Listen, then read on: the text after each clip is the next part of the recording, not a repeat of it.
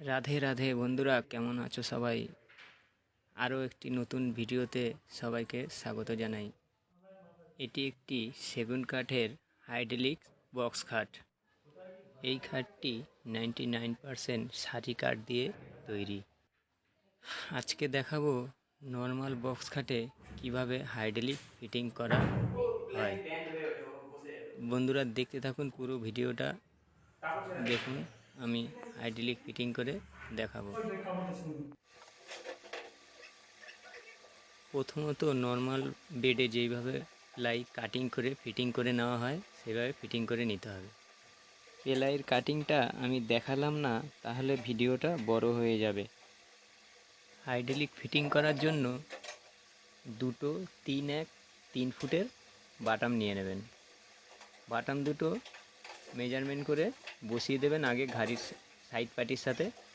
বসানোর পরে যে হাইড্রোলিকের যে চ্যানেল রয়েছে ওটা হেডবোর্ড থেকে 2 থেকে 2.5 ইঞ্চির মধ্যে ছেড়ে বসালেই হবে। 2 ইঞ্চি ছাড়লেও হবে, 2.5 ইঞ্চি ছাড়লেও হবে, কারণ আমরা 2 ইঞ্চি ছেড়েও বসিয়েছি চলেছে। প্লাই হেডবোর্ডের সাথে আটকায় কিনা দেখে নিতে হবে। আবার 2.5 ইঞ্চি ছেড়েও করেছি, তাতেও কাজ চলছে, সেটা আপনারা দেখে নেবেন। এবং যখনই চ্যানেলটা বসাবেন, চ্যানেলটা সাইড পার্টির যে র্যাবিট রয়েছে যেটার উপরে প্লাইটা থাকবে দেখে নেবেন, সেইটার সাথে মেজারমেন্ট করে ঠিক আছে কিনা দেখুন। সামনের মাথা একটু ডাউন থাকলে ভালো, পিছনের মাথাটা চ্যানেলের হেডবোর্ডের দিকের মাথা যেন লেভেল থাকে।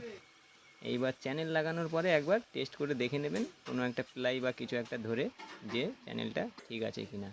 সেম পদ্ধতিতে উল্টো দিকেও দুপাশেই একই পদ্ধতিতে লাগিয়ে নেবেন।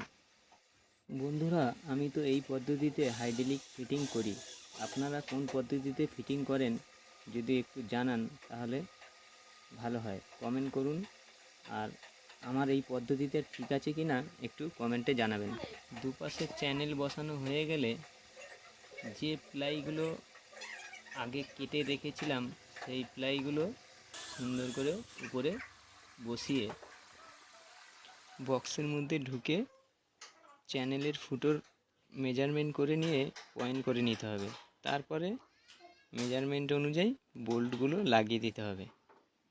দেওয়ার পরে রেডি আপনার হাইড্রোলিক বক্স খাট। দেখুন কত সুন্দরভাবে স্মুথভাবে কাজ করছে। যে কোনো বাচ্চা ছেলেও তুলতে পারবে এবং বসাতে পারবে। এটি 150 কিলো হাইড্রোলিক লাগানো আছে।